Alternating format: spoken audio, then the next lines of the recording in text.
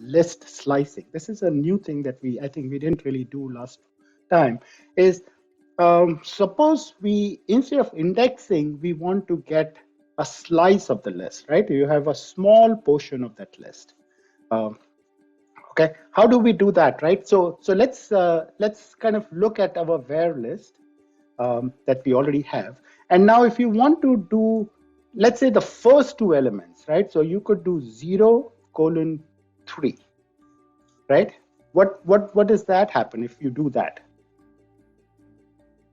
What would happen? What would you get?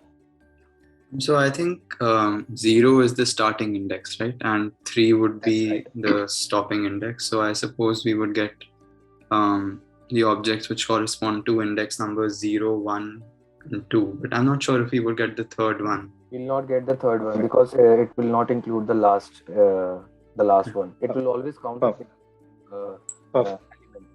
And Perfect. Both of you are correct. I think so. What happens is that this is what we just did was a slice of the list, right? So we took a list called where list, and we said that I want, starting from index 0, I want index 0, index 1, index 2, but not including the last index, which is index 3, right? And so that's why we got index 0, which is 3, index 1, which is 2, index 2, which is 3 plus 4j, but we didn't get Kuldeep because, right? And so that is a slice of the list, right? You could have started at 1, right? What would happen there?